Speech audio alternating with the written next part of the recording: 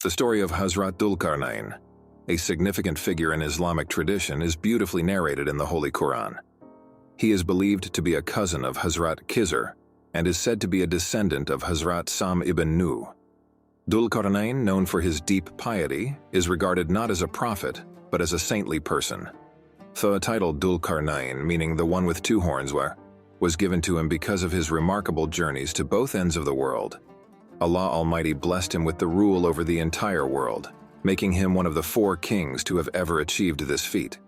The others were Hazrat Sulaiman, peace be upon him, Bukht Nasr, and Namrud. A future global ruler from this ummah, Hazrat Imam Mahdi, may Allah be pleased with him, is also foretold. Dhul-Qarnayn's 3 significant journeys are mentioned in Surah Kaf of the Holy Quran. Exploring the story of Dhul-Qarnayn's journeys, which are mentioned in the Quran, in a way that's easy to understand.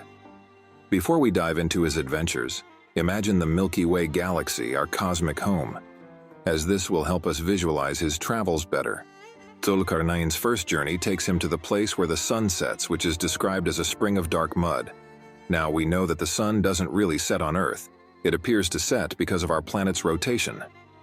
In the Quran, it's mentioned that the sun moves towards its stopping point, which in modern astronomy is known as the solar apex. This is the direction in which our solar system is moving within the Milky Way. So, Dhul-Qarnayn's journey towards the sunset might be towards this solar apex. When he reaches the end of this journey, he sees something extraordinary, a star setting in what's described as a spring of dark mud. Today, we might think of this as a black hole, which is a region in space where gravity is so strong that nothing, not even light, can escape from it. On this journey, Dhul-Qarnayn also encounters a group of people near this mysterious setting place. He is given a choice by God to either punish these people or to treat them kindly. It's interesting to note that these people were heading towards the black hole along with their star, which would have been a disastrous fate. Dhul-Qarnayn's intervention saved them from this torment. Next, Dhul-Qarnayn embarks on a second journey, this time towards the place where the sun rises, which is the opposite direction of the solar apex.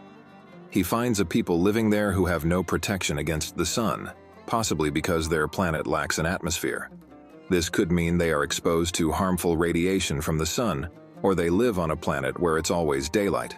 Dhul-Qarnayn's visit to this place might be to a region in our galaxy where new stars are born. In his third journey, Dhul-Qarnayn travels to a place between 2 barriers. The Arabic word used here can mean different things, and some interpretations suggest it could refer to a nebula, which is a giant cloud of gas and dust in space. Dhul-Qarnayn finds people living near these barriers who have difficulty understanding speech, possibly because they are isolated or have a different way of communicating. During this journey, he is approached by people who are troubled by Gog and Magog, 2 groups causing corruption in their land. They ask Dhul-Qarnayn to create a barrier to protect them.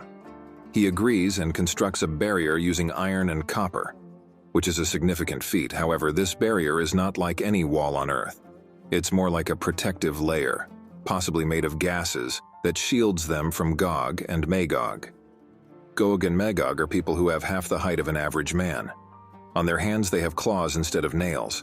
They have molars and canines like predators, large ears, one of which serves them as bed, the other as cover. There is no man or woman among them whose death is not known in advance. A woman does not die before having given birth to 1,000 children. The same goes for men. The barrier, known as the Secondary Wall, will stand until the end times when Gog and Magog will break through by saying Inshallah, God willing, while pausing their efforts for the day. Once Gog and Magog break free, they will cause great destruction. They will drink all the water they can find, including from rivers, lakes, and springs, leaving the land dry. They will also consume all the plants and trees, leading to famine and a lack of food. They will not spare animals or people, showing no regard for life. Their numbers will be so vast that, according to a saying, for every 1 person, there will be 999 of Gog and Magog. The earth will be overwhelmed by their chaos and destruction, and it will seem as though no one can stop them. This period of destruction by Gog and Magog will coincide with other major events of the end times, such as the appearance of Dajjal, the Antichrist, and various natural disasters. It will be a very difficult time for the people on Earth.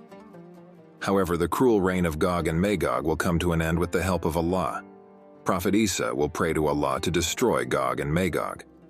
Allah will then send a kind of worm or insect that will attack their necks, causing them to perish.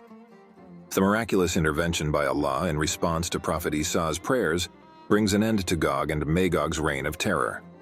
This event serves as a beacon of hope for humanity, reinforcing the belief that no matter how dire the situation, Allah's help is always near.